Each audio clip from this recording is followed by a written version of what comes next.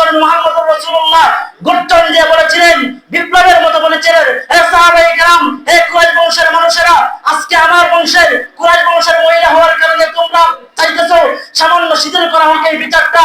তোমরা শুনে রাখো, খবরদার, আমার কলিজার টুকরা আমার মেয়ে ফাতিমা যদি আজকে চুরি করতো তাহলে তার হাত কেটে আমি বিচার করতাম, আঙ্গুল কেটে বিচারকে শিথিলতা করতাম না। এর থেকে বোঝা গেল হুজুর সাল্লাল্লাহু আলাইহি সাল্লাম অন্যায়ের বিরুদ্ধে কতটা কঠোর ছিল। আম্মা বা'দু ফাআউযু বিল্লাহি মিনাশ শাইতানির রাজীম। বিসমিল্লাহির রহমানির রহিম। লাকাদ কানা লাকুম ফি রাসূলিল্লাহি উসওয়াতুন হাসানাহ।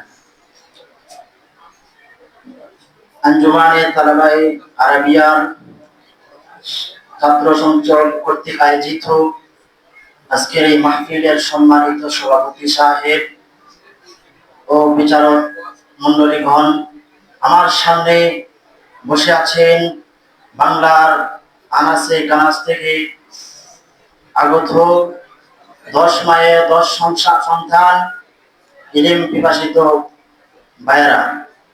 সর্বপ্রথম আল্লাহ পাকের দরবারে অসংখ্য অগণিত শুকরিয়া আদায় করছি যে আল্লাহ পাক আমাদেরকে একটি উচ্চ মজলিসের মধ্যে বসার তৌফিক দান করেছেন। সবাই বলি আলহামদুলিল্লাহ।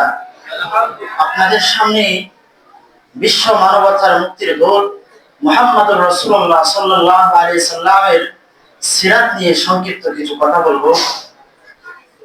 হযরত মুহাম্মদ মুস্তাফা সাল্লাল্লাহু আলাইহি সাল্লাম 570 খ্রিস্টাব্দে মক্কার কুরাইশ বংশে জন্মগ্রহণ করেন। ছোটবেলা থেকে ওনার চরিত্র ছিল অন্যদের থেকে সম্পূর্ণ আলাদা।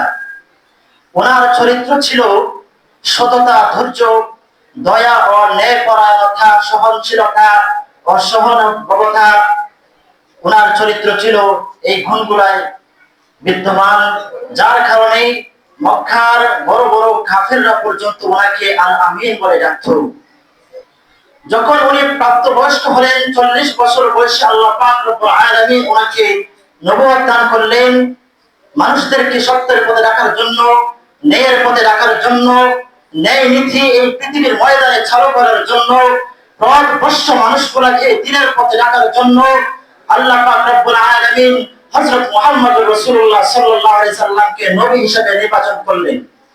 নবী পাক হুজুর মুহাম্মদ সাল্লাল্লাহু আলাইহি সাল্লাম যখন দ্বীনের দাওয়াত দেওয়া শুরু করলেন, মক্কার কাফেররা তখন ওনাকে বিভিন্নভাবে অত্যাচার শুরু করে দিল, বিভিন্নভাবে কষ্ট দেওয়া শুরু করে দিল। আমরা সবাই এই ঘটনাটি জানি যে শাহাবে আবি তালিবে পাহাড়ের গিরিপথে হুজুর মুহাম্মদ মুস্তাফা সাল্লাল্লাহু আলাইহি সাল্লামকে 3টি বছর অবরোধ করে রাখা হয়েছিল। তখন ওনারা অত্যন্ত কষ্টের সম্মুখীন হয়েছিলেন। কেমন কষ্টের সম্মুখীন হয়েছিলেন যে এই জালেমের জুলুমের ইতিহাসে, পৃথিবীর ইতিহাসে এই রকম কোনো ইতিহাস পাওয়া যাবে না। আপনার আমার নবী ক্ষুধার যন্ত্রণায়, ক্ষুধার জ্বালায় পাহাড়ি গাছের পাতাকে জীবন ধারণ করেছিলেন।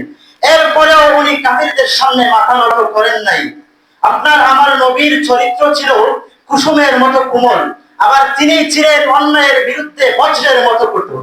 তিনি কুসুমের মতো কোমল কেমন ছিলেন, একটি সুন্দর একটি ছোট্ট দৃষ্টান্ত দিলে আপনারা সহজেই বুঝতে পারবেন। মক্কা বিজয়ের পরে বিশ্বনবী মুহাম্মদুর রাসূলুল্লাহ কাবার চত্বরে দাঁড়িয়ে বিজয়ের ভাষণ দিতেছিলেন।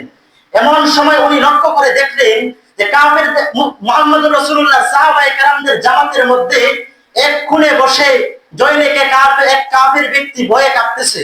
তখন হুজুর মুহাম্মদ মুস্তাফা সাল্লাল্লাহু আলাইহি সাল্লাম ওই ব্যক্তিকে কাছে ডাকলেন এবং বললেন, বাবা, তুমি আমাকে দেখে ভয় পাচ্ছ কেন? আমি তো কোনো বাদশা নই, আমি তো আবার কোনো কারো মালিকও নই।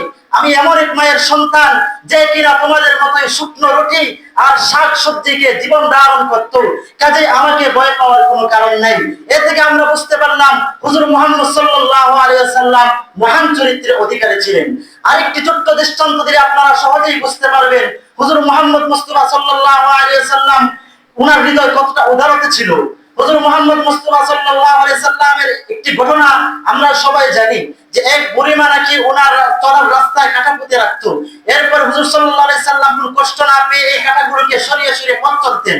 একদিন হঠাৎ উনি চলতে গিয়ে দেখেন যে ওনার রাস্তায় কাঁটা নেই।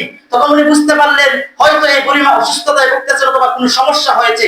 উনি ছুটে গেলেন এই বুড়িমার বাড়িতে, গিয়ে দেখেন তিনি শয্যাশয়িত অবস্থায় আছেন, তিনি অসুস্থ অবস্থায় আছেন। তখন প্যারা নবী করুণার ছবি মুহাম্মদুর রাসূলুল্লাহ বুড়িমার সেবা যত্ন করলেন।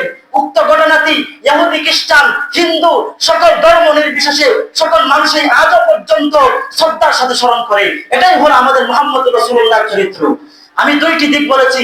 ওনার চরিত্র ছিল কুসুমের মতো কোমল, আবার তিনি অন্যায়ের বিরুদ্ধে ছিলেন বজ্রের মতো কঠোর। কেমন কঠোর ছিলেন একটি ছোট্ট দৃষ্টান্ত দিলে আপনারা সুন্দরভাবে বুঝতে পারবেন।